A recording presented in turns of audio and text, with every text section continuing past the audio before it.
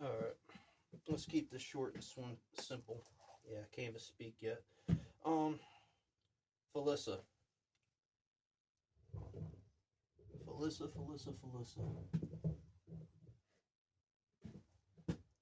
Terrible knife. I'm just going to come out right now and say terrible knife. D2 steel, terrible. Um, it's chipped out.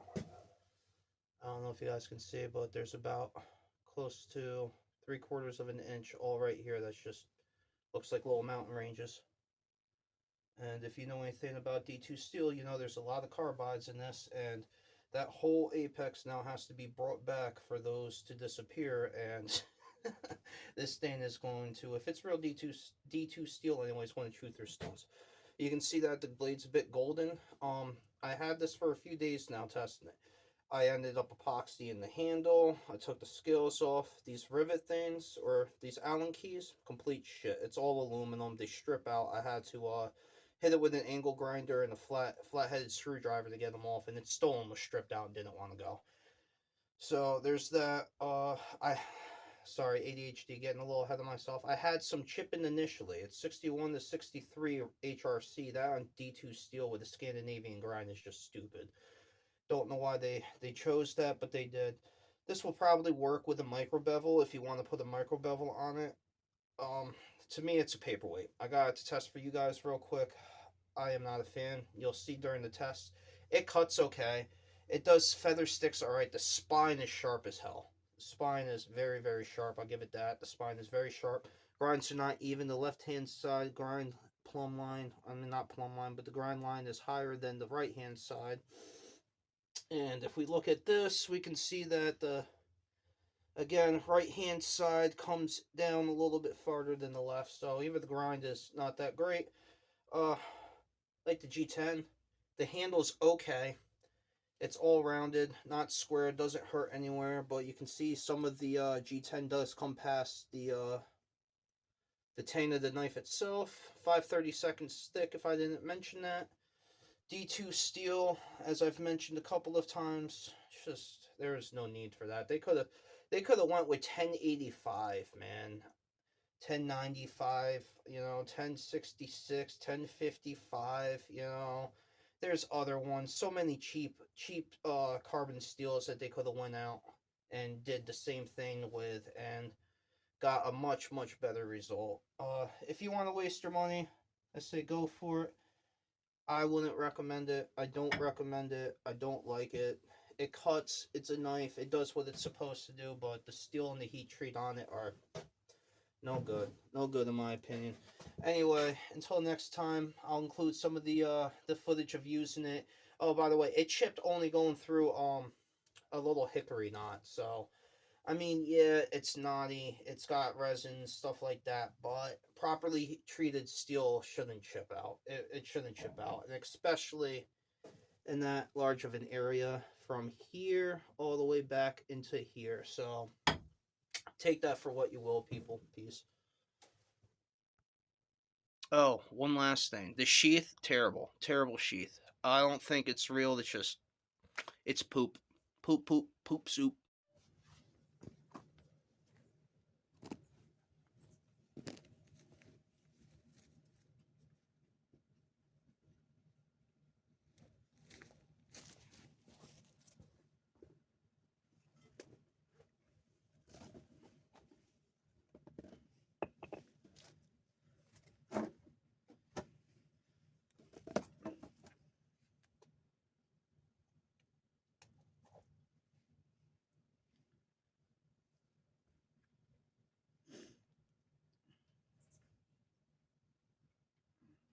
We can't do to this blade.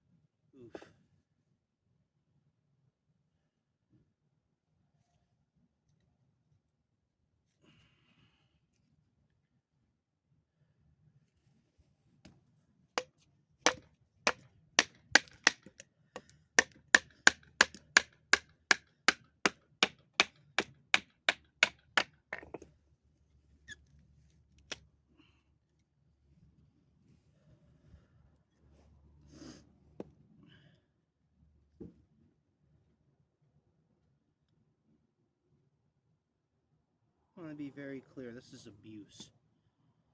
I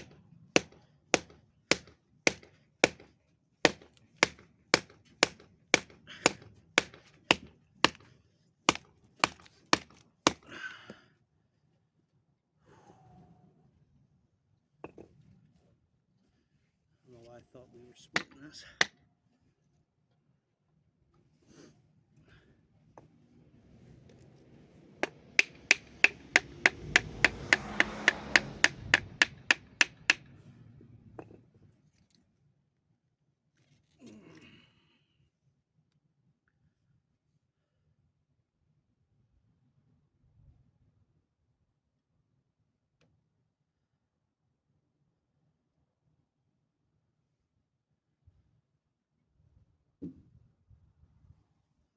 There's no problems to the edge yet.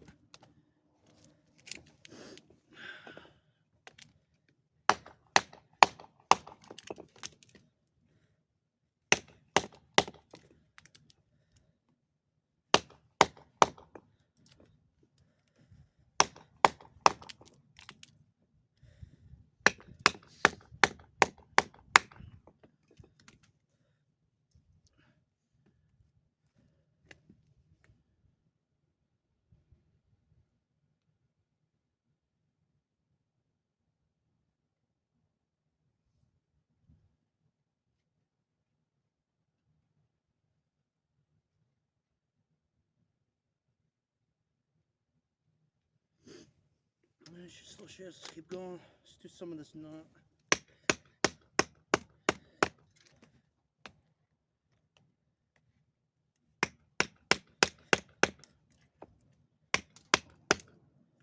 Let's be very clear. I was never going to split this. I don't know if you guys see that knot and how much of a bend there is in that, but there's a nice glassy knot right there. I'll come up and show you guys in a bit.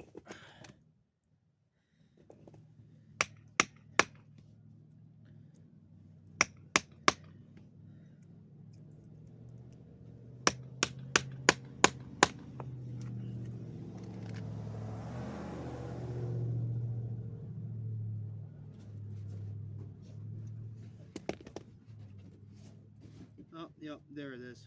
I knew it was going to happen. So, it